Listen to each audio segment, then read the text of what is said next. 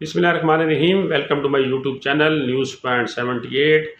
دوستو، آج سے میں نے اپنی ویڈیو میں ایک نیا سلسلہ شروع کیا ہے کہ جو کمنٹ سیکشن میں مجھ سے سب سے زیادہ سوال پوچھے جاتے ہیں اور جن خواتین کو زیادہ مشکلات پیش آ رہی ہوتی ہیں کسی بھی مسئلے کے اوپر، تو وہ جو کوشچن ہیں ان کو میں فرداً تو جواب دیتا ہوں، لیکن جب میں یہ محسوس کر رہا ہوتا ہوں کہ بہت سے لوگ یہ کوشچن بار بار پوچھ رہے ہیں تو پھر میں یہ کوشش کرتا ہوں کہ اس کے اوپر ویڈیو بنا لوں۔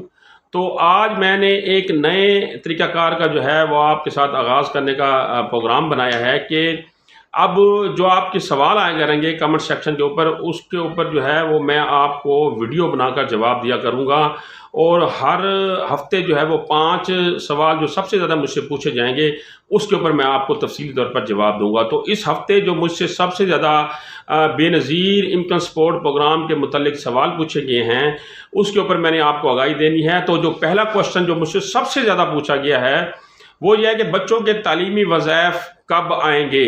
ہمیں بچوں کے تعلیمی وظائف جولائی، اگست اور ستمبر کے نہیں ملے۔ تو ان خواتین کے لیے میں یہ بتاتا چلوں کہ جولائی، اگست اور ستمبر کی جو آپ کی بے نظیر کفالت کی قسط آئی ہے اس کے ساتھ بچوں کے تعلیمی وظائف نہیں آئے۔ بچوں کے تعلیمی وظائف اب 2 سرمایوں کے اکٹھے آئیں گے، یعنی اکتوبر، نومبر اور دسمبر کی سرمائی کی جو قسط بے نظیر کفالت والی آپ کو ملے گی، اس کے ساتھ آپ کو بچوں کے 2 سرمایوں کی قسط جو ہے وہ اکٹھی دی جائے گی۔ تو اس بارے میں آپ اطمینان رکھیں۔ بہت سی خواتین یہ پوچھ رہی ہیں کہ کہیں بچوں کے وظائف جو ہے انہوں نے بند تو نہیں کر دیے، بلاک تو نہیں کر دیے، یا دوسری خواتین کو مل رہے ہوں گے تو ہمیں نہیں مل رہے۔ تو اس بارے میں وہ بار بار کوشچن پوچھتی ہیں، تو ان کے لیے میں نے پھر یہ جو سوال چوز کیے ہیں تو آپ کو یہ بتاتا چلوں کہ آپ کو بچوں کے تعلیمی وظائف جو ہے وہ 2 سرمایوں کے اکٹھے ملیں گے، جو اگلی قسط آپ کی بے نظیر کفالت کی آئے گی دسمبر کے اینڈ میں یا جنوری کے شروع میں۔ دوسرا سوال جو پوچھا گیا ہے وہ یہ پوچھا گیا ہے کہ نااہل خواتین دوبارہ اہل ہو سکتی ہیں؟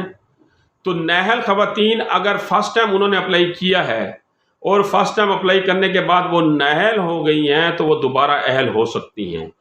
اہل ہونے کے لیے ان کو دوبارہ اپیل کا حق دیا جائے گا۔ آپ نے کیا کرنا ہے، اگر آپ کو نااہلیت کا میسج آ گیا ہے تو آپ نے 2-3 ماہ انتظار کرنا ہے۔ 2-3 ماہ انتظار کرنے کے بعد 8171 پورٹل کے اوپر جا کر آپ نے دوبارہ اپنا سٹیٹس چیک کرنا ہے۔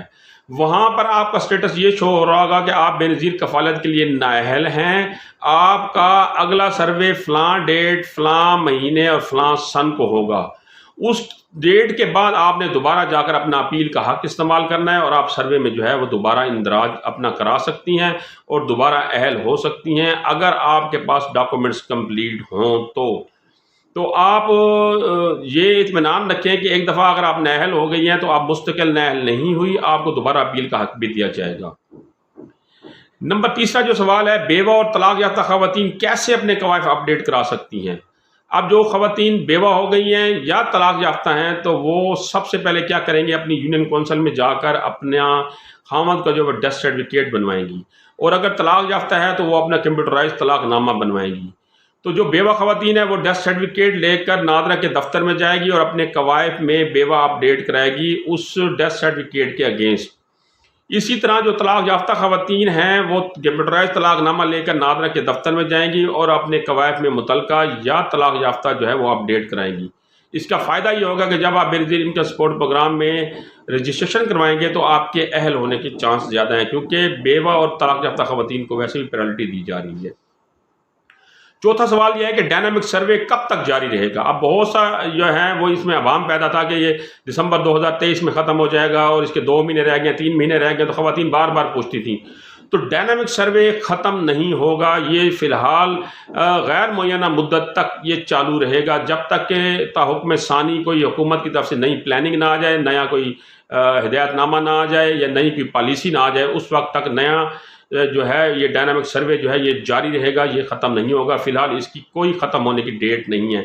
یہ سروے کبھی ختم ہوگا تو اس سے پہلے جو ہے وہ میڈیا کے اوپر یہ ساری انفارمیشن آ جائے گی، لیکن ابھی تک یہ سروے چل رہا ہے اور اس کی کوئی حتمی ڈیٹ نہیں ہے۔ 5واں اور آخری سوال یہ ہے کہ نشو و نما اور راشن پروگرام کے لیے آپ کا پی ایم ٹی اسکور کتنا ہونا چاہیے؟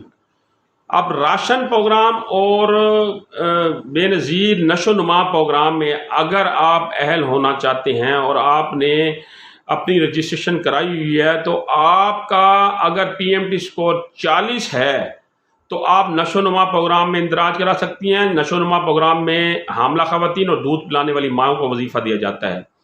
اور اگر آپ راشن پروگرام میں اپلائی کرنا چاہ رہے ہیں اور آپ کا پی ایم ٹی اسکور 40 ہے تو آپ راشن پروگرام کے لیے بھی اہل ہیں۔ یعنی نشو و نما پروگرام کے لیے اور راشن پروگرام کے لیے یہ پی ایم ٹی اسکور ہے وہ 40 تک اگر آپ کا ہے تو آپ ان دونوں پروگراموں میں اہل ہیں۔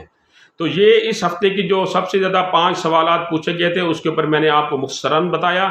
اگلی اس طرح کی معلوماتی ویڈیو تک مجھے اجازت دیجیے۔ اللہ نگہبان۔